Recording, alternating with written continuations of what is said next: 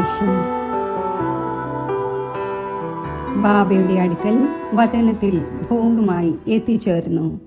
ഇന്ന് വതനത്തിൽ പോയപ്പോൾ കണ്ടത് ഇതാണ്. ബാബ വളരെ ഉയർന്ന ഒരു പർവ്വതത്തിൽ നിൽക്കുകയായിരുന്നു. അപ്പോൾ ഞാൻ താഴെ നിന്നുകൊണ്ട് പറഞ്ഞു, ബാബ, ഞാൻ ഭോഗം കൊണ്ടുവന്നിരിക്കുകയാണ്. എല്ലാവരുടെയും സ്നേഹസ്മരണകൾ കൊണ്ട് വന്നിരിക്കുകയാണ്. അങ്ങ് ഇത്രയും ഉയരത്തിൽ നിൽക്കുകയാണ്. ഇത്രയും പറഞ്ഞപ്പോൾ ബാബ 2 കൈകളും വിടർത്തിക്കൊണ്ട് പറഞ്ഞു, വരൂ കുട്ടി, മുകളിലേക്ക് വരൂ, ബാബയുടെ സമീപത്തേക്ക് വരൂ. എന്നാൽ മുകളിലേക്ക് പോകുവാൻ തുടങ്ങിയപ്പോൾ കുറച്ച് സ്റ്റെപ്പുകൾ കാണപ്പെട്ടിരുന്നു. കുറച്ച് നേരായ വഴിയും ഉണ്ടായിരുന്നു, കുറച്ച് പൊട്ടിത്തകർന്ന വഴിയും കാണപ്പെടുന്നുണ്ടായിരുന്നു. അപ്പോൾ സ്റ്റെപ്പിൽ കയറുവാൻ തുടങ്ങിയപ്പോൾ ആ സ്റ്റെപ്പിൽ ഇങ്ങനെ എഴുതിയിട്ടുണ്ടായിരുന്നു, ഏറ്റവും ആദ്യം നിശ്ചയം വേണം. നിശ്ചയം ഉണ്ടായിരിക്കുമെങ്കിൽ കയറുവാൻ സാധിക്കും. പിന്നെ അടുത്ത സ്റ്റെപ്പിൽ ഇങ്ങനെ എഴുതിയിട്ടുണ്ടായിരുന്നു, ധൈര്യം, പിന്നെ ഉന്മേഷവും ഉത്സാഹവും. ഇങ്ങനെ ചില കാര്യങ്ങൾ സ്റ്റെപ്പുകളിൽ എഴുതിയിട്ടുണ്ടായിരുന്നു. ഞാൻ കയറിക്കൊണ്ടേയിരിക്കുകയായിരുന്നു, നോക്കിക്കൊണ്ടും ഇരിക്കുകയായിരുന്നു. പിന്നെ ബാബ പറഞ്ഞു, കുട്ടി, ഇനിയും വേഗത്തിൽ വരൂ. അപ്പോൾ അല്പം വേഗത കൂട്ടിയപ്പോൾ അത് ഒരല്പം പാദം തെന്നിപ്പോകുന്ന വഴിയായിരുന്നു. വഴിയിൽ ഏറ്റക്കുറച്ചിലുകൾ ഉണ്ടാകുന്നുണ്ടായിരുന്നു. അപ്പോൾ ബാബ പറഞ്ഞു, ബാബ കൈ പിടിക്കുകയാണ്, കുട്ടി മുകളിലേക്ക് എത്തിച്ചേരൂ. ബാബ കൈ പിടിച്ചു. ഞാൻ മുകളിൽ ബാബയുടെ സമീപം എത്തിച്ചേർന്നു. അപ്പോൾ ബാബ പറഞ്ഞു, കുട്ടി, ബാബ ഇന്ന് ഈ ദൃശ്യം എന്തുകൊണ്ടാണ് എമർജ് ചെയ്തത്? ഇന്ന് ഈ ദൃശ്യം എമർജ് ചെയ്തത് ബാബ പുതിയവരും പഴയവരുമായ കുട്ടികൾക്ക് വേണ്ടിയാണ്. വിശേഷിച്ച് വരാൻ പോകുന്ന ആത്മാക്കൾക്കും വേണ്ടിയാണ് ഈ ദൃശ്യം എമർജ് ചെയ്തത്. ബാബ പറഞ്ഞു, ഈ ഉയർന്ന പർവ്വതത്തിൽ ജ്ഞാനത്തിൻ്റെ ഈ ഉയർന്ന ലക്ഷ്യത്തിൽ കയറുന്നതിന് വേണ്ടിയും സഞ്ചരിക്കുന്നതിന് വേണ്ടിയും ഏറ്റവും ആദ്യം വേണ്ടത് നിശ്ചയമാണ്. ബാബയിൽ നിശ്ചയം ഉണ്ടായിരിക്കുമെങ്കിൽ താങ്കൾ ഒരു ചുവട് മുന്നോട്ട് വയ്ക്കുകയാണെങ്കിൽ ബാബ 1000 ചുവടുകൾ അഥവാ കയ്യാൽ കുട്ടിയെ തൻ്റെ നേർക്ക് വലിക്കും.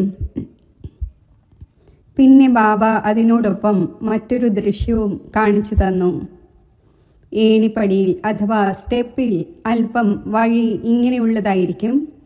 അതിൽ 2 പേർക്ക് ഒരുമിച്ച് പോകുവാൻ സാധിക്കും. അപ്പോൾ ബാബ പറഞ്ഞു, നോക്കൂ കുട്ടി, എപ്പോഴാണോ ഒറ്റയ്ക്ക് നടക്കുന്നത് അപ്പോൾ സ്വയം വളരെയധികം ധൈര്യം വെച്ചുകൊണ്ട് നടക്കുന്നു, ഉന്മേഷത്തോടെയും ഉത്സാഹത്തോടെയും നടക്കുന്നു. എപ്പോഴെങ്കിലും രണ്ടാമതൊരു കൂട്ട് ലഭിക്കുകയാണെങ്കിൽ, അത് എന്തെങ്കിലും കേൾപ്പിക്കുന്നവരായാലും എന്തെങ്കിലും പറയുന്നവരായാലും, അങ്ങനെയുള്ള കൂട്ട് ലഭിക്കുമ്പോൾ വേഗതയ്ക്ക് എന്ത് സംഭവിക്കും? ഒരല്പം മെല്ലെയായി പോകുന്നു. അതേപോലെ ബാബ പറഞ്ഞു, എപ്പോഴാണോ ബാബയുടെ കുട്ടികൾ ജ്ഞാനത്തിൽ പോയിക്കൊണ്ടിരിക്കുന്നത് അപ്പോൾ പുതിയവരും വരുന്നു. ബാബ പറഞ്ഞു, പഴയവർ പരിപക്വം ആയി കഴിഞ്ഞു. എന്നാൽ പുതിയവരായി വരുന്നവർ ആരാണോ അവർ മറ്റുള്ളവർ പറയുന്ന പല കാര്യങ്ങളും കേൾക്കുന്നു.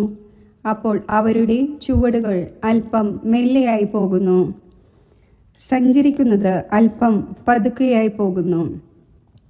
അപ്പോൾ ബാബ പറഞ്ഞു, എപ്പോഴാണോ കുട്ടികളിൽ ഒരേ ഒരു നിശ്ചയം, ഒരേ ഒരു താല്പര്യം, ഒരേ ഒരു ബാബയോട് സ്നേഹം ഉണ്ടാകുന്നത്, അപ്പോൾ കുട്ടികൾ തൻ്റെ ലക്ഷ്യത്തിൽ ശരിയായ രീതിയിൽ എത്തിച്ചേരുന്നു.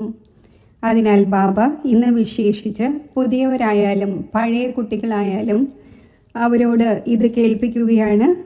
കുട്ടികളുടെ ഉന്മേഷവും ഉത്സാഹവും കുറഞ്ഞു പോകരുത്. ധൈര്യത്തിൻ്റെ ഏതൊരു ചുവട് കുട്ടികൾ വയ്ക്കുന്നുവോ അപ്പോൾ ബാബയുടെ സഹായവും ആ കുട്ടികൾക്ക് വളരെ സഹജമായ രീതിയിൽ ലഭിക്കുന്നു. പിന്നെ പെട്ടെന്ന് ബാബ താഴേക്ക് ഇറങ്ങി വന്നു. എന്നെയും താഴേക്ക് കൊണ്ടുവന്നു വതനത്തിലേക്ക്. ബാബ പറഞ്ഞു, സൂക്ഷ്മവതനത്തിലാണെങ്കിൽ ബാബയുടെ അടുക്കൽ കുട്ടികളുടെ ഓർമ്മകൾ എത്തിച്ചേർന്നുകൊണ്ടിരിക്കുന്നു.